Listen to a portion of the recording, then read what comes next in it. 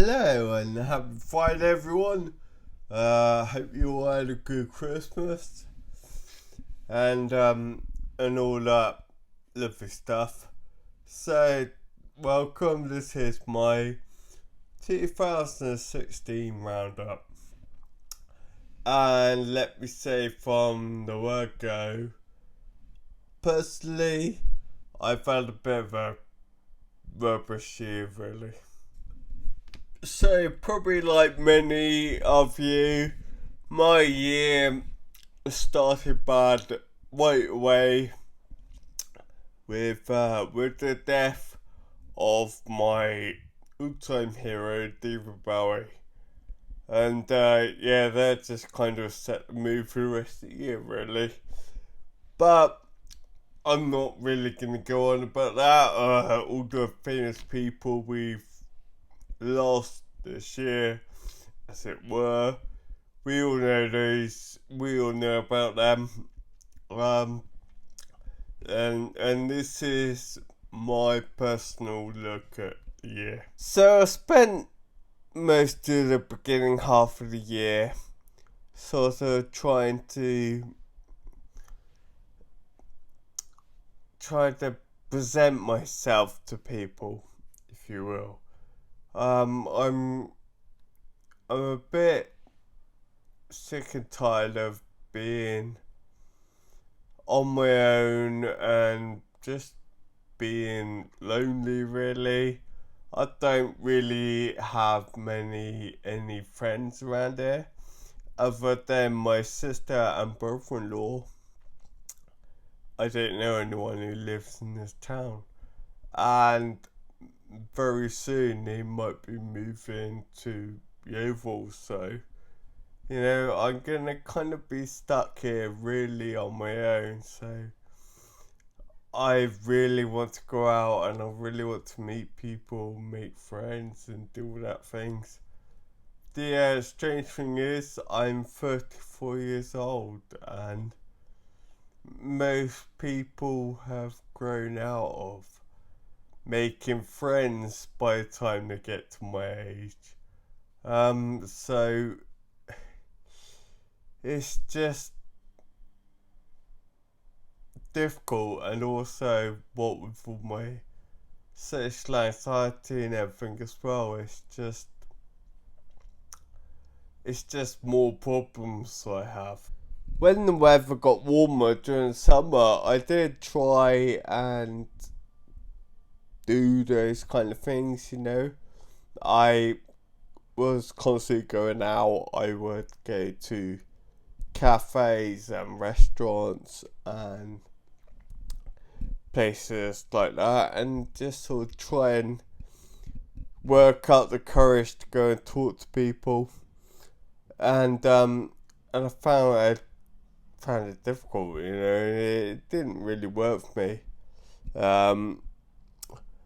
To be fair, most people looked at me like as if to say, "Who the fucking hell's this weirdo coming towards us?"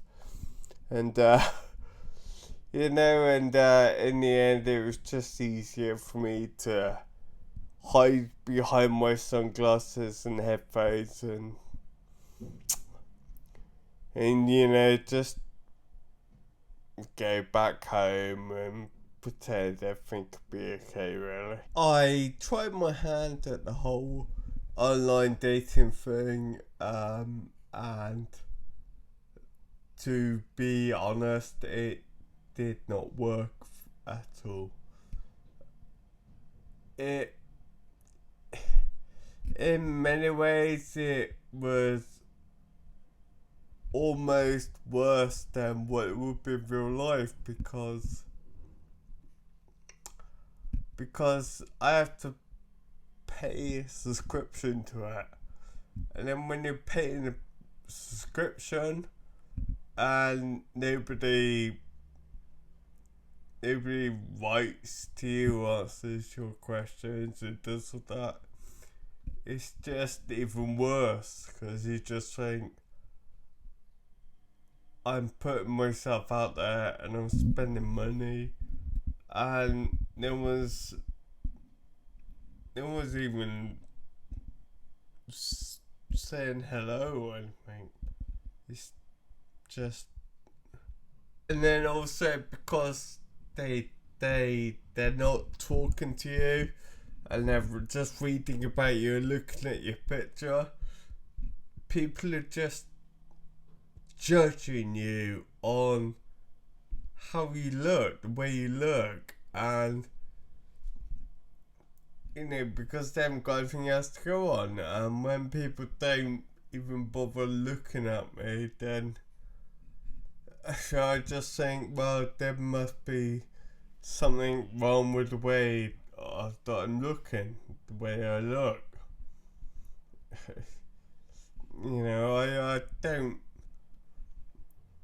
I don't know what it is that girls want. But then again, I shouldn't really have to change everything about me just to attract people. They should just like me for me. But I don't know. I think I need some serious help with all this. I don't know exactly what help I need, but I need some help, I think. Then, of course, the other big aspect of this year for me has been my health.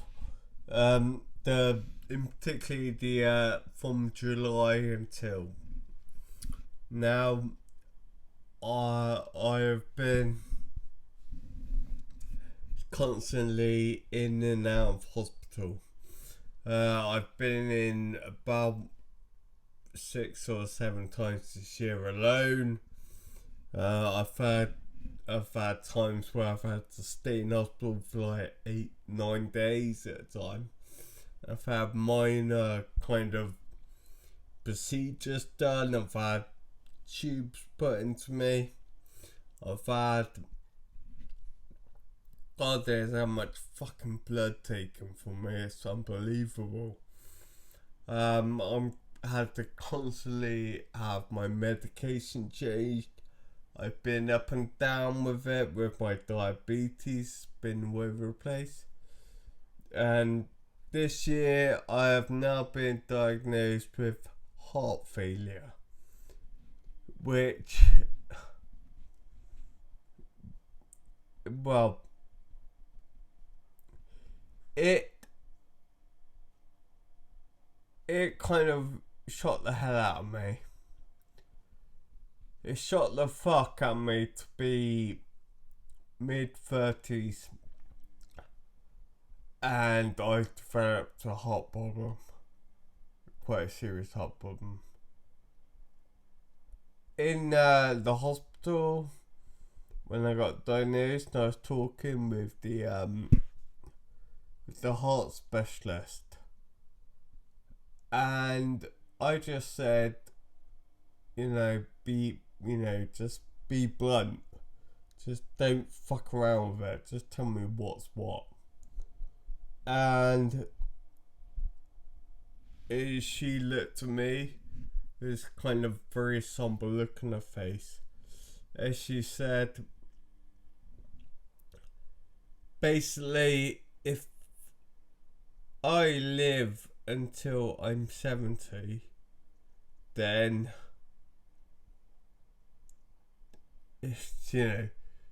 they will be very surprised at that. Once I get to like 50, I should start making each day count. And that kind of sucks. No, it doesn't kind of suck. That does suck. I've just been essentially told that my heart is gonna be the most likely cause of my death. I'm gonna die of something related to my heart condition more than anything else that's wrong with me. And that's really fucking so shitty.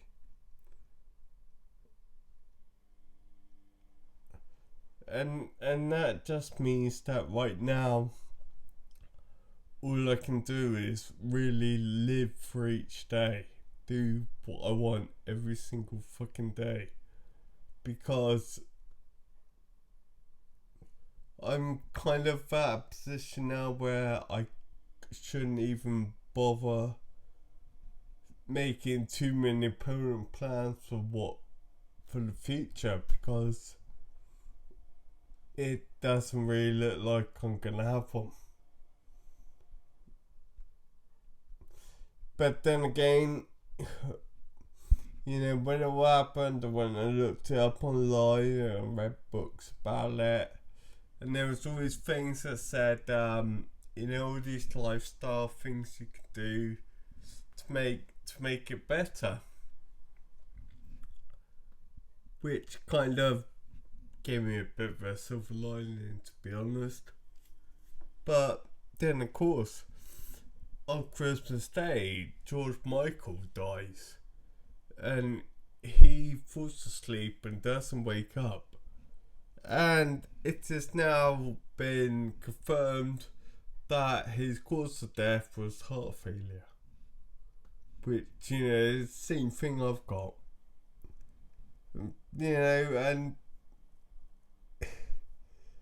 what? He was 56. That's fuck all. That's fuck all age. Decided this year not to necessarily make resolutions or such, but I've written out a list of things I want, which I haven't got here. But where's my list?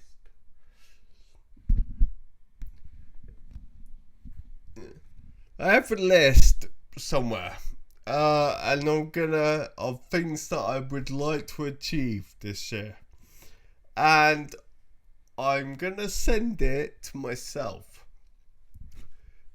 with a postmark for today, or whenever it gets posted. And then I will open it in December on video and see if I managed to achieve the things I said I was going to do in my letter. Ooh, who knows? So it's going to be a spooky video in December. That's whether I don't fucking know. Suppose in one way or another, I would really like to just try and stay out of hospital this year,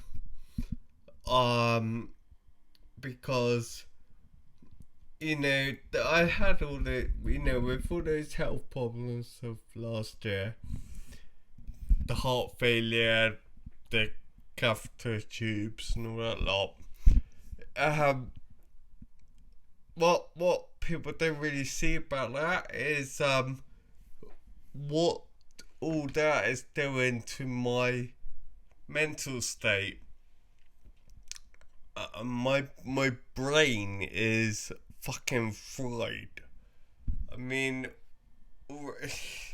it's just constant. I'm travelling to hospital appointments all over the place. I don't even know who I'm seeing. I've got so many different appointments at so many different places with so many different people that I don't even know who does what. I just have to turn up and just see them and see what happens. Hell, I've even got one, they're all starting on Friday. I've got one on Friday. So fucking go. So I kind of would like to try and stay out of hospital this year. Well, stay out of it as a patient sort of thing. That's one of them. And and yes, I I would like to meet somebody. I really would. That would be quite nice. Yeah.